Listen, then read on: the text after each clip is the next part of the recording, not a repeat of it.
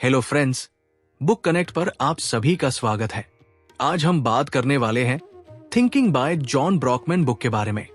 जब हम दिमाग के बारे में सोचते हैं तो ज्यादातर लोग उसे एक कंप्यूटर की तरह समझते हैं, एक ऐसा सिस्टम जिसमें हर पार्ट को पता होता है कि उसे क्या करना है, किसके बाद क्या होगा, और हर चीज प्लान के हिसाब से चलती है। लेकिन सच ये है कि हमारा दिमाग वैसा बिल्कुल नहीं है। वो एक सीधी सादी ब्यूरोक्रेसी नहीं है जिसमें हर हिस्सा अपनी ड्यूटी निभाता है बगैर किसी सवाल जवाब के, बल्कि हमारा दिमाग एक सोशल एरिना की तरह काम करता है। एक ऐसी जगह जहां बहुत सारी आवाजें हैं, बहुत सारे थॉट्स हैं, और हर न्यूरॉन की अपनी मर्जी है, अपनी प्रायोरिटी है। अब इमेजिन करो कि तुम्हारा दिमाग एक पार्लियामेंट की तरह है। वहां हर न्यूरॉन एक अलग एमपी है जिसके पास अपना ओपिनियन है, अपनी चाहत है, और वो चाहता है कि उसका आइडिया सबसे ऊपर आए। ये सारे न्यूरॉन्स आपस में कंपीट करते हैं, जैसे पॉलिटिशियंस करते हैं, ताकि उनके सिग्नल्स ज्यादा असर डालें, उनकी बात सुनी जाए और अल्टीमेटली वही डिसीजन बने जो वो चाहते हैं। ये कंपटीशन ही क्रिएटिविटी को जन्म देता है। जब अलग अलग न्यूरॉन्स अपने यूनिक आइडियाज लाते हैं तो हमारा माइंड नए कॉम्बिनेशंस बनाता है, नई सोच पैदा करता है। चाहे वो एक नया जोक हो, कोई आर्ट का टुकड़ा हो, या फिर कोई सडन इंसाइट जो तुम्हें किसी मुश्किल प्रॉब्लम का सॉल्यूशन दे दे। लेकिन इस तरह का सिस्टम पूरी तरह स्मूथ नहीं होता। जब बहुत सारे न्यूरॉन्स अपनी अपनी चलाते हैं तो कभी कभी चीजें गड़बड़ा भी जाती है। मान लो कोई नेगेटिव थॉट बार बार एक्टिवेट हो रहा है तो बाकी न्यूरॉन्स के आइडियाज दब जाते हैं। धीरे धीरे वो नेगेटिव न्यूरॉन एक डोमिनेंट पोजीशन ले लेता है और एंजाइटी या डिप्रेशन जैसे मेंटल हेल्थ इश्यूज पैदा कर सकता है। ये वैसे ही है जैसे कोई डिक्टेटर पार्लियामेंट पर हावी हो जाए और बाकी सबकी आवाजें दबा दे। एक इंटरेस्टिंग बात यह है कि हमारे दिमाग में कोई सिंगल मास्टर कंट्रोलर नहीं होता। कोई ऐसा बॉस नहीं है जो हर न्यूरॉन को ऑर्डर दे रहा हो, बल्कि न्यूरॉन्स छोटी छोटी ग्रुप्स या कोएलिशंस बनाते हैं, एक दूसरे से जुड़ते हैं और फिर इन्फ्लुएंस बढ़ाते हैं। कुछ न्यूरॉन्स कुछ समय के लिए मेन स्टेज पर आते हैं और जैसे ही उनकी बात इररेलेवेंट हो जाती है वो पीछे हट जाते हैं और कोई नया ग्रुप उभर कर सामने आ जाता है। ये प्रोसेस कॉन्स्टेंटली चेंज होता रहता है रियल टाइम में। इससे ये भी पता चलता है कि दिमाग का नेचर बहुत फ्लेक्सिबल है। कोई फिक्स हायरार्की नहीं है कि कौन हमेशा सबसे ऊपर रहेगा। एक टाइम पर इमोशन वाले न्यूरॉन्स डोमिनेंट हो सकते हैं, अगले मोमेंट लॉजिक वाले न्यूरॉन्स लीड कर सकते हैं। इसी वजह से हम कंट्राडिक्टरी फीलिंग्स भी फील कर सकते हैं, जैसे किसी को प्यार करना और उसी से नाराज भी होना, क्योंकि ये अलग अलग कोलिशंस का रिजल्ट होता है जो अलग अलग मोमेंट्स में एक्टिव होते हैं। अब ये सोचो कि जब तुम कोई डिसीजन लेते हो तो वो तुम्हारे दिमाग की एक वोटिंग की तरह होता है। अलग अलग न्यूरॉन्स अपने अपने इनपुट डालते हैं। कुछ कह रहे होते हैं हाँ करो, और कुछ बोलते हैं नो यार रिस्क है। फिर जो साइड ज्यादा स्ट्रांग होती है वही फैसला लेती है। कभी कभी तुम जल्दी डिसीजन ले लेते हो क्योंकि कोई एक ग्रुप बहुत पावरफुल होता है, और कभी कभी तुम्हें कंफ्यूजन होता है क्योंकि 2 या 3 स्ट्रॉन्ग कोलिशंस आपस में लड़ रहे होते हैं।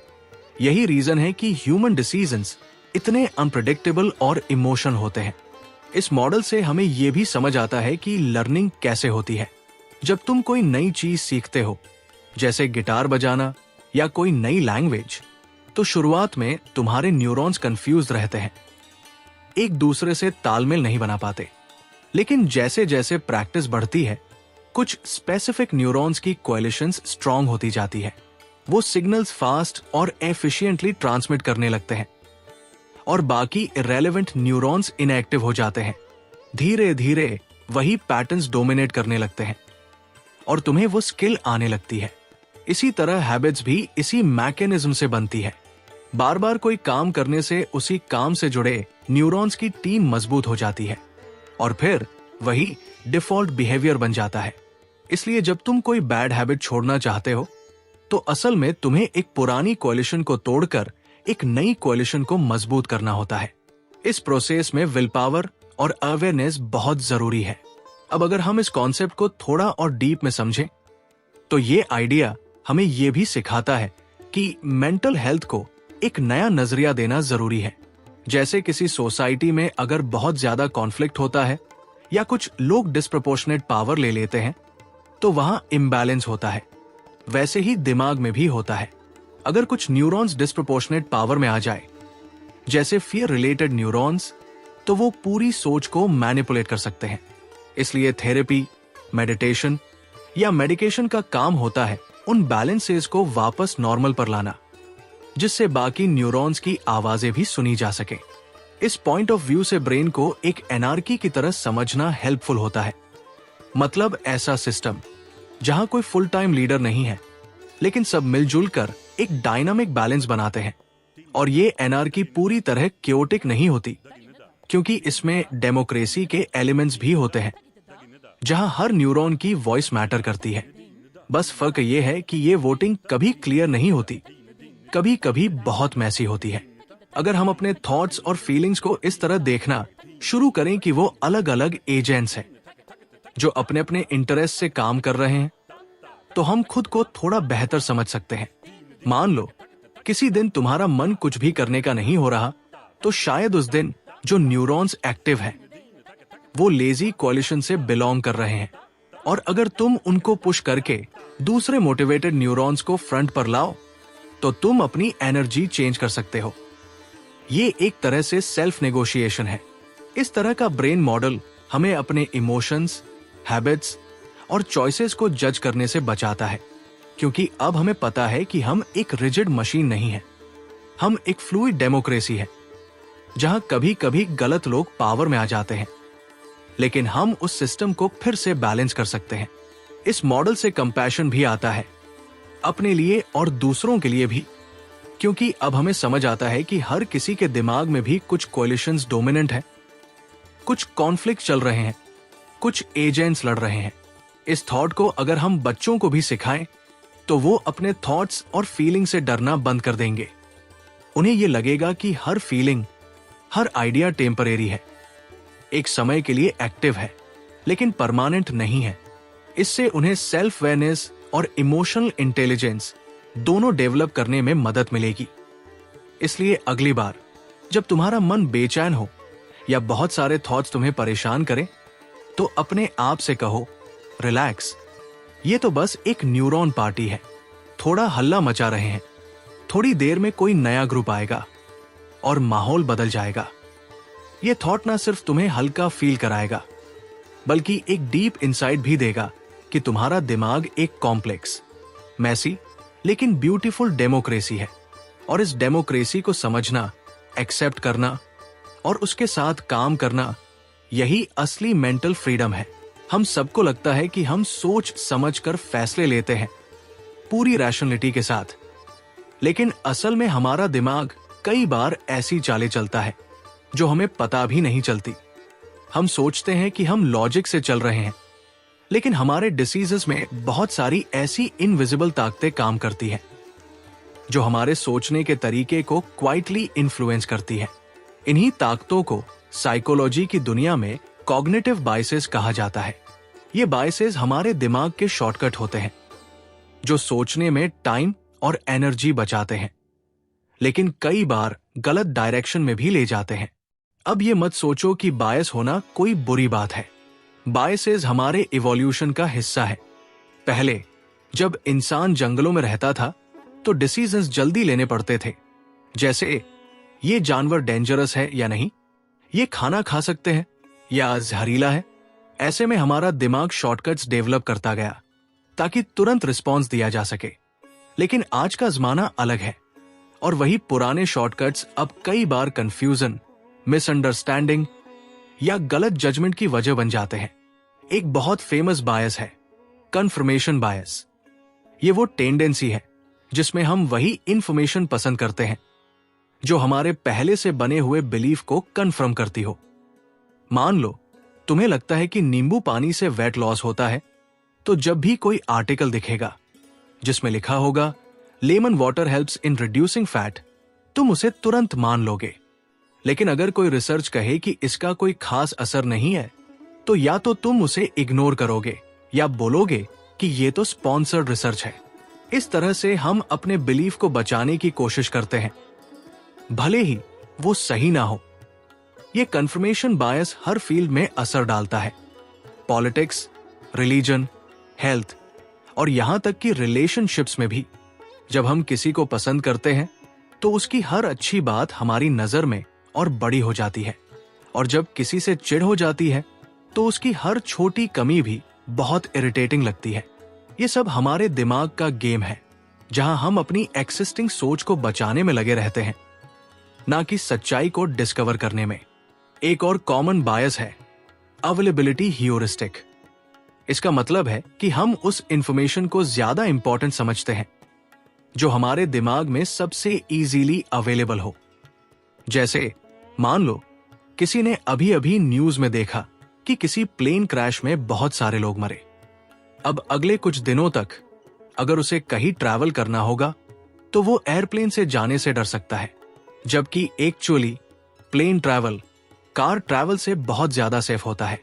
लेकिन क्योंकि जो इमेज उसके माइंड में सबसे रीसेंट है वो क्रैश की है, तो उसका डिसीजन उस इमेज से इन्फ्लुएंस हो जाएगा।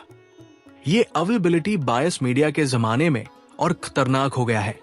सोशल मीडिया पर जो चीज ज्यादा बार दिखती है वही हमें ज्यादा रियल लगती है, चाहे वो कोई फेक न्यूज हो, कोई गलत स्टीरियोटाइप हो या कोई ओवरहाइप ट्रेंड। जब वो बार बार सामने आता है तो हम उसे सही मानने लगते हैं और फिर उसी के बेस पर हम अपने ओपिनियंस बना लेते हैं, बिना ये सोचे कि एक्चुअल फैक्ट्स क्या है। ऐसे और भी बहुत से कॉग्निटिव बायसेस हैं जो हमारे सोचने के तरीके को क्वाइटली मैनिपुलेट करते हैं, जैसे एंकरिंग बायस, जिसमें हम किसी इनिशियल नंबर या आइडिया के आसपास ही अपना जजमेंट बना लेते हैं। मान लो कोई तुम्हें कहे कि एक वॉच की कीमत 500 है, फिर कहे कि वो डिस्काउंट में सिर्फ 300 में मिल रही है, तो तुम्हें वह एक अच्छा डील लगेगा, भले ही वो वॉच असल में सिर्फ 15,000 की वैल्यू रखती हो, क्योंकि तुम्हारा दिमाग पहले एंकर कर चुका है उस 500 पर। फिर आता है हिंडसाइट बायस, जो हमें किसी इंसिडेंट के बाद ऐसा फील कराता है कि हमें तो पहले से पता था कि ऐसा होगा। जैसे अगर कोई क्रिकेट मैच में अनएक्सपेक्टेड प्लेयर सेंचुरी मार दे तो लोग कहेंगे, मैंने तो पहले ही कहा था ये बंदा गेम पलट सकता है, जबकि असल में उन्हें भी उतना ही अंदाजा था जितना औरों को। लेकिन दिमाग अपनी ही स्टोरीज बना लेता है जिससे हम खुद को ज्यादा स्मार्ट समझे। और एक बहुत इंटरेस्टिंग बायस है डनिंग क्रूगर इफेक्ट। इसमें जिन लोगों को किसी टॉपिक की कम नॉलेज होती है उन्हें लगता है कि उन्हें बहुत कुछ आता है, और जो एक्सपर्ट्स होते हैं उन्हें लगता है कि शायद उन्हें सब नहीं आता। इस बायस की वजह से बहुत लोग ओवर कॉन्फिडेंस के साथ गलत डिसीजंस लेते हैं, क्योंकि उन्हें अपने इग्नोरेंस का अंदाजा ही नहीं होता। अब सवाल ये उठता है कि क्या हम इन बायसेस से बच सकते हैं? पूरी तरह से नहीं, क्योंकि ये हमारे दिमाग की वायरिंग का हिस्सा है। लेकिन अवेयरनेस बहुत पावरफुल चीज है। जब हम जान जाते हैं कि हमारा दिमाग कैसे कैसे शॉर्टकट्स लेता है, तो हम थोड़ा रुककर सोच सकते हैं कि क्या हमारा डिसीजन एक्चुअल फैक्ट्स पर है या किसी बायस से इन्फ्लुएंस्ड है। एक तरीका है अपने थॉट्स को चैलेंज करना। जब भी कोई स्ट्रॉन्ग ओपिनियन बन रहा हो, खुद से पूछो, क्या मैं सिर्फ वही सुन रहा हूं जो मुझे अच्छा लगता है? क्या मैं दूसरी साइड की बातों को पूरी तरह से नजरअंदाज तो नहीं कर रहा? क्या मेरी थिंकिंग किसी रीसेंट इवेंट से डिस्प्रोपोर्शनेटली इन्फ्लुएंस तो नहीं हो रही? इस तरह की सेल्फ प्रश्न तुम्हें अपने बायसेस से जागरूक कराती है। दूसरा तरीका है विविध दृष्टिकोण को एक्टिवली खोज करना। जब हम अलग अलग लोगों की बात सुनते हैं जो हमारे ओपिनियन से अलग सोचते हैं, तो हमें अपने सोचने के ढांचे में गैप्स दिखने लगते हैं। हम रिजिड नहीं रहते, बल्कि फ्लेक्सिबल बनते हैं, और यही फ्लेक्सिबल थिंकिंग लॉन्ग टर्म में बेहतर डिसीजंस लेने में हेल्प करती है। तीसरा तरीका है स्लो थिंकिंग अडॉप्ट करना। साइकोलॉजिस्ट डैनियल कहानन ने 2 तरह की थिंकिंग एक्सप्लेन की है, सिस्टम 1 फास्ट, ऑटोमेटिक, इमोशनल, और सिस्टम 2 स्लो, डेलिब्रेट, लॉजिकल। ज्यादातर कॉग्निटिव बायसेस सिस्टम 1 की वजह से होते हैं, जब हम थोड़ा पॉज लेते हैं, अपनी रीजनिंग को टेस्ट करते हैं, तो हम सिस्टम 2 को एक्टिवेट करते हैं और उससे डिसीजन क्वालिटी इंप्रूव होती है। चौथा तरीका है डेटा और एविडेंस को समझना। आज की दुनिया में हर किसी की ओपिनियन होती है, लेकिन हर ओपिनियन वैलिड नहीं होती। अगर हम इमोशनली ड्रिवन ओपिनियंस को एविडेंस बेस्ड नॉलेज से कंपेयर करें, तो हम अपने बायसेस को थोड़ा पीछे कर सकते हैं। क्रिटिकल थिंकिंग इसी का नाम है, जहां हम सवाल करते हैं, वैलिडेट करते हैं और फिर कंक्लूजन पर पहुंचते हैं। फिर भी कॉग्निटिव बायसेस कभी पूरी तरह से खत्म नहीं होंगे। ये हमारी सोच का हिस्सा है, एक तरह से सर्वाइवल टूलकिट है। लेकिन अगर हम उन्हें समझ लें, पहचान लें और उनकी वजह से होने वाली गलतियों को नोटिस करने लगे, तो हम ज्यादा अवेयर ह्यूमन बन सकते हैं। ऐसा ह्यूमन जो अपने दिमाग की लिमिटेशंस को जानता है और फिर भी उनमें बेहतर चॉइसेस करना सीखता है। ये सब बातें सिर्फ थ्योरी नहीं है, इनका असर हमारी डेली लाइफ पर बहुत बड़ा है।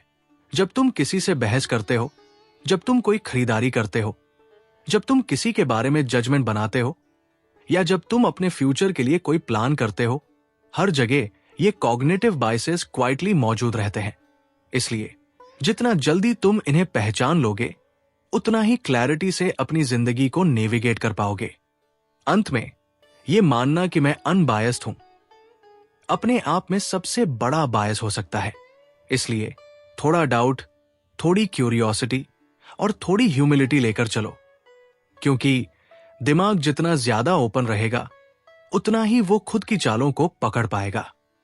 और शायद तभी हम अपने थॉट पैटर्न्स को बदलना सीखेंगे, one bias at a time.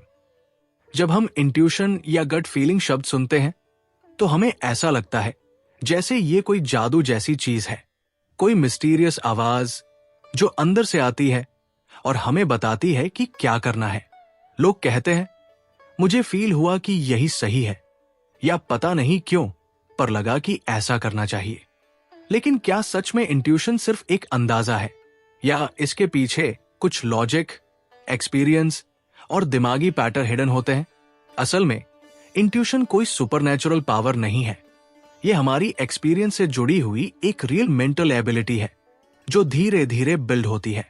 जब कोई इंसान किसी फील्ड में बहुत सालों तक काम करता है, तो उसका दिमाग ऑटोमेटिक तरीके से पैटर्न्स पहचानने लगता है। उसे चीजें जल्दी समझ में आने लगती है। वो बिना ज्यादा सोचे सही डिसीजन ले लेता है। यही होती है एक्सपर्टीज बेस्ड इंट्यूशन, जो सिर्फ गेसवर्क नहीं होती, बल्कि डीप नॉलेज और एक्सपीरियंस का रिजल्ट होती है।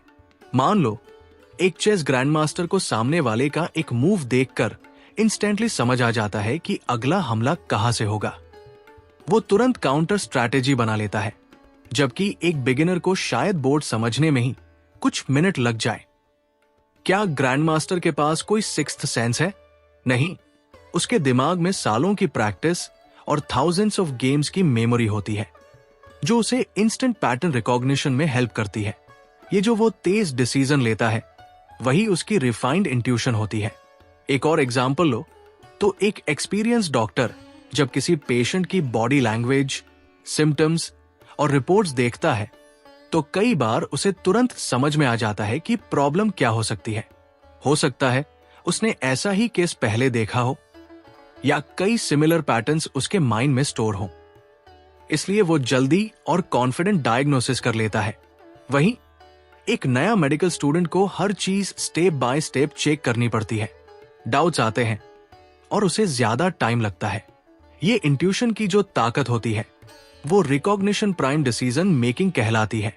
इसका मतलब है कि जब कोई एक्सपर्ट किसी कॉम्प्लेक्स सिचुएशन में होता है, तो उसका दिमाग पहले से स्टोर्ड पैटर्न्स और एक्सपीरियंसेस को तेजी से स्कैन करता है। वो कंपेयर करता है, क्या मैंने पहले ऐसा कुछ देखा है? क्या इस सिचुएशन से मिलती जुलती कोई मेमोरी है? अगर हाँ, तो वो उसी बेस पर तुरंत डिसीजन ले लेता है। अब इसका मतलब ये नहीं कि इंट्यूशन हमेशा 100% सही होती है, लेकिन जब ये एक्सपर्टीज से आई होती है, तब इसकी एक्यूरेसी काफी हाई होती है। ये तब ज्यादा इफेक्टिव होती है जब एनवायरनमेंट कॉम्प्लेक्स हो और हर चीज को लॉजिकली एनालाइज करने का टाइम ना हो। जैसे इमरजेंसी सिचुएशंस में फायर फाइटर्स पायलट्स, सर्जन्स, इन सबको कई बार अपनी इंस्टिंक्ट्स पर ट्रस्ट करना पड़ता है, पर उनकी इंस्टिंक्ट्स सालों की ट्रेनिंग और अनुभव से शार्पन होती है, ना कि सिर्फ गट फीलिंग से। बहुत बार लोग सोचते हैं कि इंट्यूशन और लॉजिक अलग अलग चीजें हैं, लेकिन सच्चाई यह है कि दोनों एक दूसरे को कॉम्प्लीमेंट करते हैं। जब हमारे पास टाइम और डेटा होता है तो हम डेलिब्रेट स्लो थिंकिंग कर सकते हैं, जिसे एनालिटिकल डिसीजन मेकिंग कहते हैं। लेकिन जब एनवायरनमेंट फास्ट पेस्ट हो, प्रेशर में हो और इमीडिएट एक्शन चाहिए, तब इंट्यूशन हमारी सबसे बड़ी एलाय बन जाती है। इसका एक रियल लाइफ एग्जाम्पल है नेवी में यूज होने वाला नेचुरलिस्टिक डिसीजन मेकिंग मॉडल। वहां देखा गया कि जब एक्सपीरियंस्ड ऑफिसर्स किसी टैक्टिकल सिचुएशन में होते हैं तो वो लंबे चौड़े एनालिसिस में नहीं जाते, वो अपने पास्ट अनुभव के बेसिस पर फास्ट डिसीजंस लेते हैं, और ये डिसीजंस यूजुअली बहुत एक्यूरेट होते हैं। लेकिन जब यही चीज एक रूकी ऑफिसर करता है तो उससे गलतियां होने के चांसेस ज्यादा होते हैं, क्योंकि उसके पास अभी वो पैटर्न रिकॉग्निशन की कैपेसिटी डेवलप नहीं हुई होती। अब सवाल आता है, क्या हम अपनी इंट्यूशन को बेहतर बना सकते हैं? क्या कोई तरीका है जिससे हम भी ऐसे फास्ट और सही डिसीजंस ले सकें? जवाब है हाँ। इसका की है डेलिब्रेट प्रैक्टिस और कंटिन्यूअस लर्निंग। जब हम किसी फील्ड में बार बार इमर्स्ड होते हैं, एक्टिवली लर्न करते हैं, मिस्टेक से फीडबैक लेते हैं और अपने पैटर्न रिकॉग्निशन स्किल्स को शार्पन करते हैं, तब हमारा दिमाग धीरे धीरे इंट्यूटिव बनता है। बहुत सारे एथलीट्स, आर्टिस्ट्स, एंटरप्रेन्योर्स और प्रोफेशनल्स इस तरीके से इंट्यूटिव बनते हैं। जैसे एक स्किल्ड क्रिकेटर को बॉल रिलीज होते ही अंदाजा हो जाता है कि वो स्विंग करेगी या बाउंस, क्योंकि उसका सबकॉन्शियस माइंड ऑलरेडी हजारों डिलीवरीज ऑब्जर्व कर चुका होता है। या एक डिजाइनर को इंस्टेंटली पता चल जाता है कि किसी विजुअल में इम्बैलेंस है, क्योंकि उसकी आंखें और दिमाग काउंटलेस डिजाइन्स अब्सॉर्ब कर चुके होते हैं। इस पूरी प्रोसेस में एक और इंटरेस्टिंग चीज होती है, टैसिट नॉलेज। ये वो नॉलेज होती है जो वर्ड्स में एक्सप्लेन नहीं की जा सकती, लेकिन जो इंसान के अंदर डीपली एम्बेडेड होती है। जैसे किसी को ये फील होना कि क्लाइंट खुश है या नहीं, किसी सेल्स पिच में सटल सिग्नल्स कैच करना, या किसी ट्यून में हिडन इमोशन पकड़ लेना। ये सब टैसिट नॉलेज से आता है, और ये भी इंट्यूशन की ही फॉर्म होती है। लेकिन इंट्यूशन की एक लिमिटेशन भी है। अगर वो गलत एक्सपीरियंस या बायस्ड एक्सपोजर से बनी हो तो वो गलत डिसीजंस में बदल सकती है। इसलिए जरूरी है कि हम अपने इंट्यूशन को चैलेंज भी करें, टेस्ट करें और सही फीडबैक से रिफाइन करते रहें। यही बैलेंस इंट्यूशन को एक पावरफुल टूल बनाता है, ना कि सिर्फ एक इमोशनल गेस। बहुत बार लोग इंट्यूशन को फीलिंग फ्रॉम द हार्ट या सोल कनेक्शन जैसा समझते हैं, और कई बार ये सच भी लगता है। लेकिन न्यूरोसाइंस और साइकोलॉजी बताती है कि इंट्यूशन असल में दिमाग का सुपरफास्ट प्रोसेसिंग सिस्टम है, जो बिना ज्यादा एफर्ट के हिडन क्यूज और पास्ट एक्सपीरियंसेस को स्कैन करके रिजल्ट देता है। मतलब इंट्यूशन कोई एरी फेरी मैजिक नहीं है, बल्कि एक डीपली ग्राउंडेड स्किल है जो हम डेवलप कर सकते हैं। एक इंटरेस्टिंग बात यह भी है कि इंट्यूशन क्रिएटिव फील्ड्स में भी बहुत काम आती है। एक राइटर जब कोई कहानी लिखता है और उसे फील होता है कि ये प्लॉट ट्विस्ट ज्यादा नेचुरल लगेगा, या एक म्यूजिशियन को लगता है कि इस जगह पर पॉज सही बैठेगा, तो ये सब इंट्यूशन का ही कमाल है। वो उनके इनर पैटर्न लाइब्रेरी का रिजल्ट होता है, जो सालों के प्रैक्टिस से बिल्ड हुआ है। आज की फास्ट चेंजिंग दुनिया में, जहां हर समय क्विक रिस्पॉन्सेज की डिमांड है, वहां सिर्फ लॉजिक से काम नहीं चलता। हमें ऐसे स्मार्ट डिसीजंस लेने होते हैं जहां टाइम कम हो, स्टेक्स ज्यादा हो और अनसर्टेनिटी बनी हो। ऐसे में इंट्यूशन वो साइलेंट पार्टनर बन जाता है जो हमें कॉन्फिडेंट और इफेक्टिव बनाता है। लेकिन हाँ, इसके लिए जरूरी है कि हम ओवर कॉन्फिडेंस से बचें। इंट्यूशन का मतलब ये नहीं है कि हमें सोचने की जरूरत नहीं या हम हर बार सही होंगे, बल्कि इसका मतलब यह है कि हम अपने अनकॉन्शियस माइंड की पावर को रिकॉग्नाइज करें और उसके साथ साथ कॉन्शियस थिंकिंग को भी बैलेंस में रखें। तो अगली बार जब तुम्हें कोई गट फीलिंग आए तो खुद से पूछना, क्या ये फीलिंग मेरे किसी पास्ट एक्सपीरियंस पर बेस्ट है क्या मैं इसे टेस्ट कर सकता हूं? क्या मैंने इस सिचुएशन जैसी कोई चीज पहले फेस की है? अगर हां, तो शायद वो इंट्यूशन रियल है, लेकिन अगर आंसर अनक्लियर है तो थोड़ा पॉज लेना बेहतर होगा। इस तरह जब हम इंट्यूशन को सही पर्सपेक्टिव में समझते हैं, ना तो उसे डिवाइन मैजिक मानते हैं और ना ही पूरी तरह रिजेक्ट करते हैं, तब हम अपनी डिसीजन मेकिंग को नेक्स्ट लेवल पर ले जा सकते हैं। एक्सपीरियंस को वैल्यू देना, पैटर्न्स को नोटिस करना और लर्निंग को कंटिन्यू रखना, यही एक स्मार्ट इंट्यूटिव माइंड की पहचान है। तो इंट्यूशन को लाइटली मत लो। ये तुम्हारे दिमाग की एक हिडन सुपर पावर है। बस इसे शार्पन करने की जरूरत है, ताकि जब जिंदगी तुमसे फास्ट डिसीजंस मांगे तो तुम्हारा माइंड रेडी हो, not just with logic but with deep silent wisdom. जब भी हम मोरालिटी या नीति की बात करते हैं तो ज्यादातर लोग सोचते हैं कि ये एकदम साफ साफ और सिंपल कॉन्सेप्ट है। जो सही है वो करो, जो गलत है वो मत करो। लेकिन अगर थोड़ा गौर किया जाए तो हमें पता चलता है कि मोरालिटी इतना सीधा और एक जैसा नहीं होता। अलग अलग कल्चर्स, रिलीजन्स और यहां तक कि इंडिविजुअल लोग भी मोरल वैल्यूज को अलग अलग तरीके से समझते हैं। कभी कभी जो एक इंसान को सही लगता है वही चीज दूसरे को गलत लग सकती है, और यही बात इस टॉपिक को इतना इंटरेस्टिंग बनाती है। ज्यादातर लोगों को लगता है कि मोरालिटी सिर्फ रीजनिंग या लॉजिक पर बेस्ड होती है। जैसे हम सोचते हैं कि अगर मैं किसी को नुकसान नहीं पहुंचा रहा हूं तो मेरा काम एथिकल है, या सभी के साथ फेयर रहना चाहिए, तभी कोई एक्शन मोरली सही होता है। लेकिन मोरल साइकोलॉजी के रिसर्चर्स ने पाया है कि मोरालिटी सिर्फ हार्म और फेयरनेस तक लिमिटेड नहीं है। हमारे मोरल जजमेंट्स, यानी हम जो चीजें सही या गलत मानते हैं, वो मल्टीपल साइकोलॉजिकल फाउंडेशंस पर आधारित होते हैं। असल में जब हम कोई मोरल डिसीजन लेते हैं तो अक्सर हमें ऐसा लगता है कि हमने बहुत सोच समझकर फैसला लिया है, लेकिन हकीकत यह है कि मोरल जजमेंट ज्यादातर ऑटोमेटिक और इंट्यूटिव होते हैं। हम पहले किसी चीज को इंस्टिंक्टिवली सही या गलत मान लेते हैं और बाद में उसके जस्टिफिकेशन के लिए रीजंस ढूंढते हैं।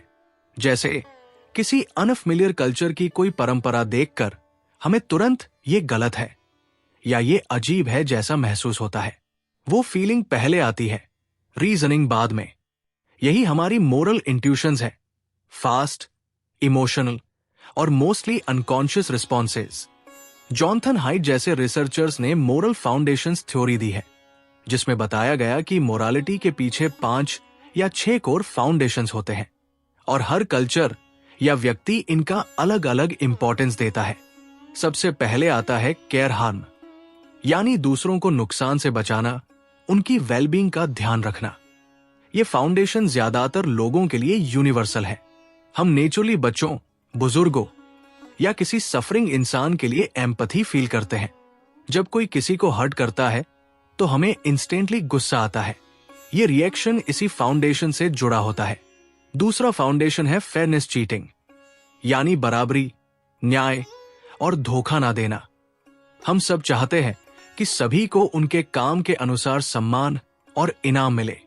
कोई किसी को एक्सप्लॉइट करे, ये हमें गलत लगता है। बहुत सारे मोरल आर्गुमेंट्स जैसे करप्शन गलत है या किसी को उसके राइट से वंचित करना अनएथिकल है, ये इसी फेयरनेस प्रिंसिपल पर बेस्ड होते हैं। अब तीसरे फाउंडेशन की बात करें तो आता है लॉयल्टी बिट्रेल, यानी अपने ग्रुप, फैमिली या देश के प्रति वफादारी रखना। हम नेचुरली उन लोगों को पसंद करते हैं जो अपने ग्रुप के लिए स्टैंड लेते हैं, और जब कोई ग्रुप के खिलाफ जाता है तो हमें वो धोखा लगता है, भले ही उसका काम ऑब्जेक्टिवली गलत ना हो। यही वजह है कि कुछ कल्चर्स में फैमिली ऑनर इतना बड़ा मोरल वैल्यू होता है, या पॉलिटिकल डिबेट्स में लोग अपनी पार्टी की साइड लेते हैं, चाहे लॉजिक कुछ भी कहें। चौथा फाउंडेशन है अथॉरिटी सबवर्शन, यानी हायरार्की, रिस्पेक्ट फॉर एल्डर्स या इंस्टीट्यूशंस को मानना। बहुत से कल्चर्स में बड़ों की बात मानना, टीचर या रिलीजियस लीडर को फॉलो करना या सरकार का सम्मान करना मोरल ड्यूटी मानी जाती है। वहीं कुछ इंडिविजुअल्स इस फाउंडेशन को कम वैल्यू देते हैं और ज्यादा इक्वलिटी और क्वेश्चनिंग को पसंद करते हैं। 5वां फाउंडेशन है सैंक्टिटी डिग्रेडेशन, यानी कुछ चीजों को सेक्रेड मानना और दूसरों को अपवित्र या गंदा। जैसे किसी रिलीजन में गोमूत्र को पवित्र मानना या किसी जगह पर शूज पहनना गलत माना जाना।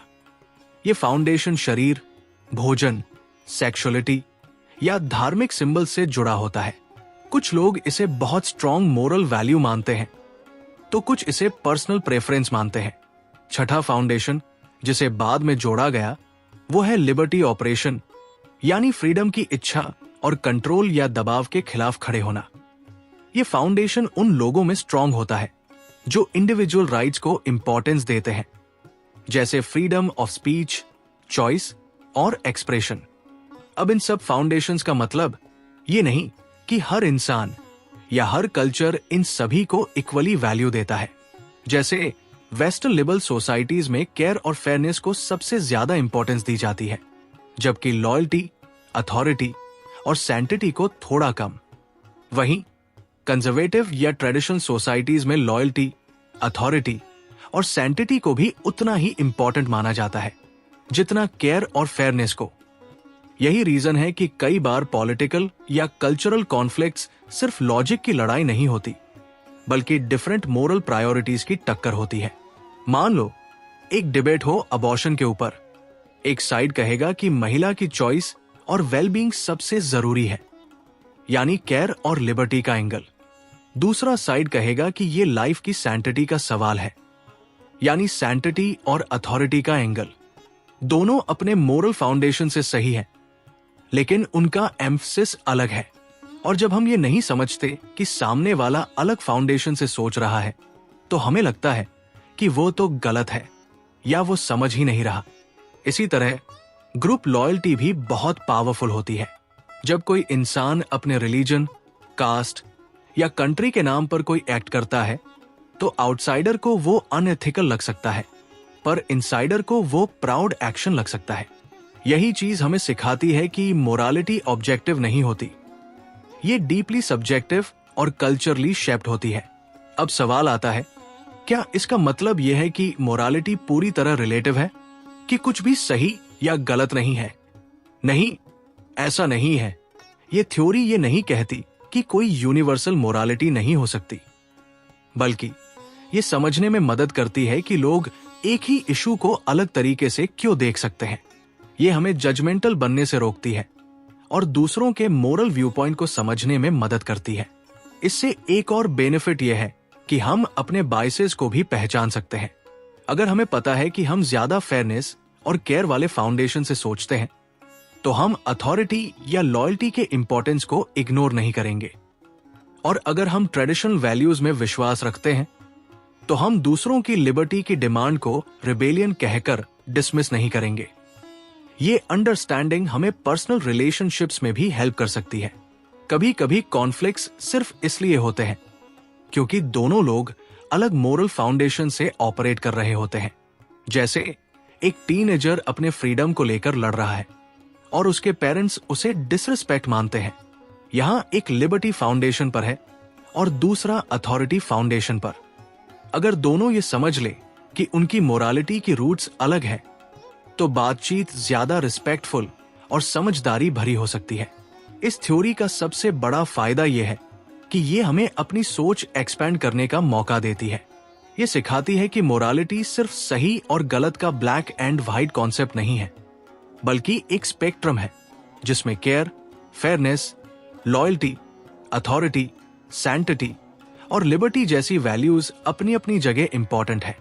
हम अपनी मोरल डेवलपमेंट को और रिच बना सकते हैं अगर हम ये समझे कि दूसरे लोग अलग फाउंडेशंस पर खड़े हैं और फिर भी मोरल हो सकते हैं। ये एम्पैथी, टॉलरेंस और कंस्ट्रक्टिव डायलॉग को प्रमोट करता है, जो आज के पोलराइज वर्ल्ड में बहुत जरूरी है। तो अगली बार जब कोई मोरल डिसएग्रीमेंट सामने आए, चाहे वो न्यूज में हो, सोशल मीडिया पर या किसी दोस्त रिश्तेदार के साथ, तो थोड़ी देर रुककर सोचना, क्या हम दोनों अलग मोरल फाउंडेशन से सोच रहे हैं? शायद वही समझदारी भरा पॉज एक बड़ी मिसअंडरस्टैंडिंग को टाल सकता है। इस तरह मोरल साइकोलॉजी ये बताती है कि हमारी एथिक्स और वैल्यूज सिर्फ दिमागी लॉजिक या सोसाइटी के रूल से नहीं बनती, बल्कि वो हमारे इवॉल्व्ड ब्रेन, हमारी अपब्रिंगिंग और हमारे कल्चरल कॉन्टेक्स्ट का डीप मिक्स होती है। मोरल फाउंडेशंस थ्योरी हमें सिखाती है कि मोरल डिफरेंसेस को समझा जाए, सिर्फ टाला नहीं जाए। और जब हम ऐसा करते हैं तो हम सिर्फ बेहतर ह्यूमंस नहीं बनते, बल्कि एक बेहतर सोसाइटी की तरफ भी कदम बढ़ाते हैं। हम सब जिंदगी में खुशी चाहते हैं। किसी से पूछो कि वो क्या चाहता है तो जवाब होता है, मैं बस खुश रहना चाहता हूं।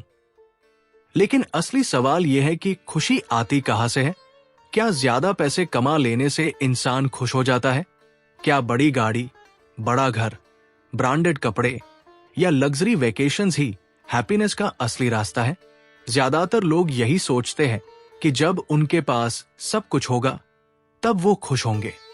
लेकिन असल में रिसर्च और साइकोलॉजी कहती है कि हैप्पीनेस का सबसे बड़ा सोर्स कुछ और है, और वो है हमारे सोशल रिलेशनशिप्स। तो फ्रेंड्स, ये थी हमारी आज की बुक सारांश। आपको कैसी लगी कमेंट करके जरूर बताएं। और धन्यवाद आपका सारांश एंड तक सुनने के लिए।